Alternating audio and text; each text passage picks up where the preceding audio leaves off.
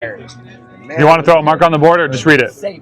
No, I didn't know if you wanted to read it or put a mark on it. Right? No worries. There's a huge celebration. He's welcomed in with open arms. Right? And he's made just as equal with his brother. It was Tended that was going to be a the verse. sheep and did the good thing the entire time. Right? In fact, in that parable, the brother is angry because he's been good the whole time. And his father didn't kill his calf for that, for him and his friends. I've been here the whole time. Sorry. Right? That's one of the things the brother in that parable says. Do you have an answer that you like the most? Hey, bro was talking about really hundreds and hundreds of years. Quite get it. You have an answer for this? Of what Jesus said, or like what he means? Well, what for you feels most confusing about it? Do you think? Might feel disenfranchised. Some people feel Like, what would comfort them? what if it's jealous. His Mm. brother Like, is is jealous of the one of the brother. Is it like what did Waste him everything comforting? on Would it be God comforting? Ah, Because he's celebrating. that's a good question. So, in other words, you're reading this and saying, okay, that's nice that those who are grieving are going to be comforted, but in what way or by whom? So, Yeah, well, what do you? If you had to guess right now, what do you think from based upon what you know? I don't know what your background is with Jesus or reading the Bible, but what would you say based upon whatever that background is? there's much rejoicing in heaven, right? More rejoicing in heaven over one person being saved, right? That's a huge thing, right? That is considered something worth celebrating, right? One person be saved, the angels in heaven Kind of rejoice. like two different I don't viewpoints. know Okay. if they throw a party or I guess, what like, exactly one- happens up there, but If we were to look at it the from Bible says a the angels non-religious rejoice sense, when one it'd be person like right? grieving would lead to comfort because And you can in make it a grieving you're comparison to processing this- those emotions. You're acknowledging it and working Like, through acknowledging it. You're accepting that like kind of pain. Right? Like, One you can sheep get through wanders it and away. like through that process of acknowledging and choosing accepting to like save, you would be right? comforted. Yeah. This has to Versus do with like how from a religious all of us perspective, are lost. I know Right? in religion All of there us is are strength, and then having that background and having that offered support, you inheritance can get that of God's strength, kingdom. whether it be from your community, your Right? Sure. belief. Like Some of us God. are born into Okay. faith and we So accept God into our the hearts. first view is a whole more lot of a maybe a secular view, but it's very personal and private, independent, and later in their individual. life. That person experiences comfort as they acknowledge what they're Right? grieving All about and the God is not significance partial. maybe of what God it no is. partiality. Maybe they'll Although we find some have comfort as they stored instead of as opposed treasures to up in heaven. like repressing There's it reward or for those like denying right? it. Yeah. But you're saying maybe on the second side of things, if you read it from more of a religious perspective, they can be comforted by other people in their religious community, and maybe even there's some comfort in their religious texts, or maybe even in their experience phenomenologically of God, Yeah. kind of like that. Oh yeah, you can read it both ways. Which one do you prefer? Which one would you? I guess you could choose if you were a grieving person, which one you'd like to have. I don't know. Which one would you prefer? You know, he never did any grand and glorious things for Jesus. He never did anything. His life was a sinner's life up until that last decision before he died on the cross. We'll see him in heaven, right? And so that's what I think the parable is about. It's about how all of us are lost until we are saved I'm by not Jesus. sure because I think I like both in different. Part about the brother, I circumstances. think, has to do with partiality. In most cases, I Because prefer the the first brother one, is jealous. but I believe like of the when one who's things are saved. like Right? at the So lowest it's a comparison point between kind of those thing, who live their lives in then I Jesus think like and having those who are that saved later in their life. like above right? support kind of thing, But like that's the knowing like comparison even that's at being the end of the day, Yeah. there's nothing else for me like he is. Right. That would be my Because those aren't mutually exclusive Yeah, either. absolutely. For me, I'm a pastor for people who don't go to church, and I personally have gone to therapy several times in life, and has given me tools to help kind of name what's going on, and that's helpful. But also, it hasn't been to the detriment, but only to the richness of. Now, when I'm with my church family, or if I'm with a friend of mine, now I know what I'm going through. Like, if I want to know how to be comforted from what God says in the Bible, but I don't know what I'm going through, Right. I mean, it's kind of hard to receive comfort. Like, I'm not even sure where to go. But if I know what I'm going through and I've been taught how to name those things, then it actually gives me more firepower in terms of, what verses apply to, my depression, or what verses apply to, the loss of a parent, or, you know what I mean? That could be really helpful. What's your name, by the way? Noah. Noah, nice to meet you. We've talked before, maybe once? No, you seem familiar, but maybe it's just we've seen each other. I just walk through here, and then I typically stop and read. But Yeah. Oh, okay. So, but you'd say maybe you prefer more of the individualistic first one more than the other, but you could see how the other one could be helpful. Yeah, I see. I do think I use both within my life. Oh, okay. I just think like the first one is more typically like on the day-to-day. This is like daily maintenance versus like, okay, if I'm in over my head, Yes. I'll fall into the arms of the Lord. So what are the things that your religious community have done that have been helpful for you to experience God's comfort? I guess it's like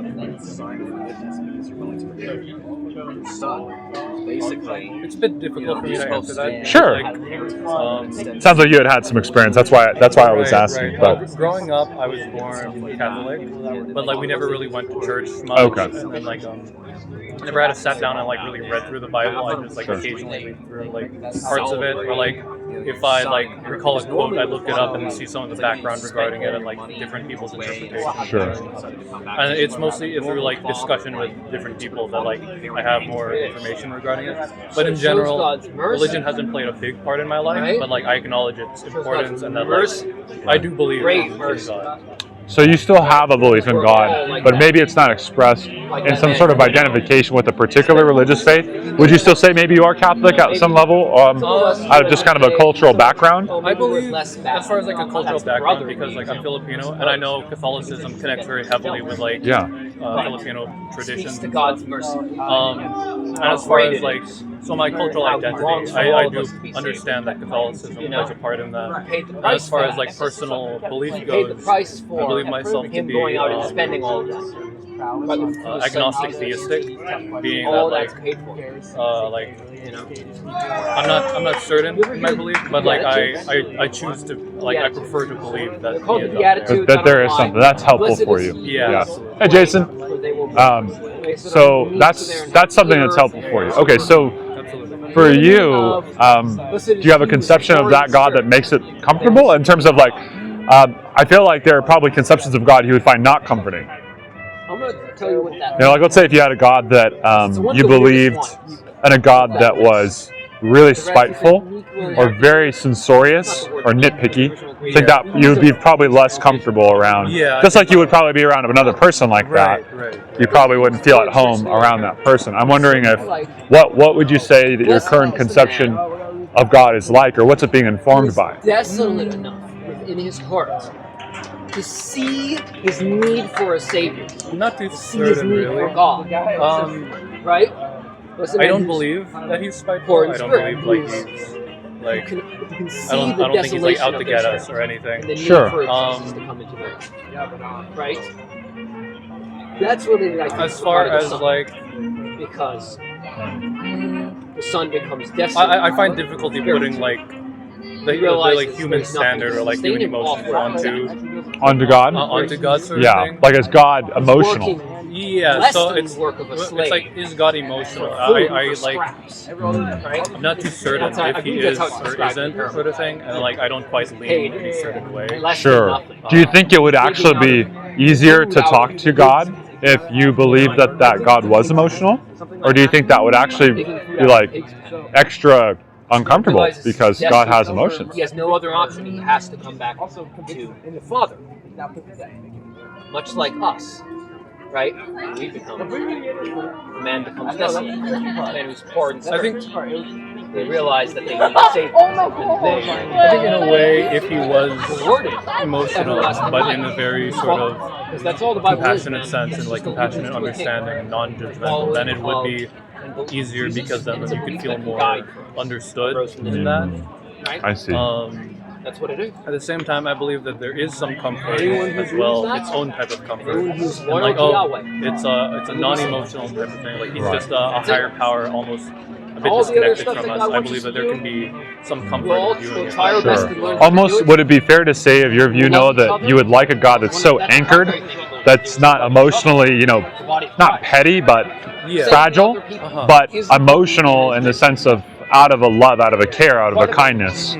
That's the God you hope exists. Yeah, I That, would hope so. that he is emotional, but he's not emotional to this place of like emotional vindictiveness Yes, or like you pissed me off today, I'm angry. You're saying like that, right? Because I think that was kind of what I hadn't thought about asking this question before, but that's why I'd asked. Well, yeah, I mean, maybe didn't deserve it. a God being emotional for some people could actually be extra scary if they've grown up with really emotional parents or really emotional authority figures that weren't exactly great. Yeah. That could actually be very scary. But if you, on the other hand, if you have a very compassionate, really kind, merciful, slow to anger, abounding in loyalty and love, you have a God that's like that, and is emotional also in that sense. He kind of takes pity on how people feel, in a genuine sense, not in like they're there, but like a real, oh wow, that's, I don't like that you're going through this. Like that's a very different kind of conception of God. It sounds like you're saying the former would be more comforting to you. Yes.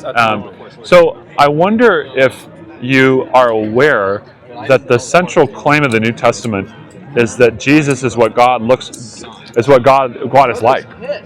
I'm not sure if that is, there are times where Jesus will say, "If you've seen me, you've seen the Father."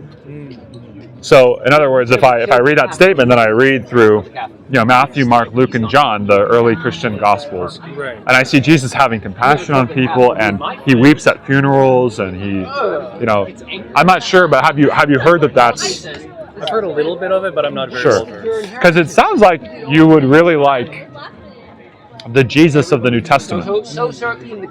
There are several passages. Do you actually mind if I actually read? Do you want to get your thoughts on it? Would that be all right? There's this one on my mind right now that I think is really fascinating. There's in this one this is a really beautiful one. Okay, it says, so a leper came to Jesus imploring him. He knelt down before him and said to him, "If you're willing, you can make me clean." And then it says, Jesus, moved with compassion, stretched out his hand and he touched him. And he said to him, "I am willing, be clean." And then it says, as soon as he had spoken, immediately the leprosy left him and he was cleansed. So when did the leprosy leave him, though? In verse 42. It left as soon as he touched him and said because he was willing. Well, as soon as he had spoken. But so why do you think Jesus chose to touch this person? Because if he could command the leprosy to leave, which is what it says happens here, the leprosy left as soon as he spoke. Be clean. And then he touched him. Why do you think he would do that?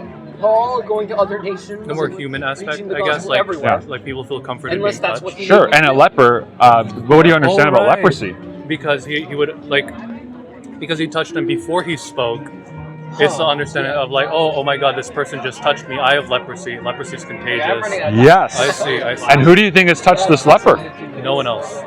No one else. So here's this beautiful story of this man just crying out, begging on us, please, if you're willing, he doesn't think he can't. He says, if you're willing. Right. So that's not a question of ability, but of willingness. And he says, I am willing, be clean. How much did it have felt for that guy to have had someone not afraid of him for the first time and just reach out and,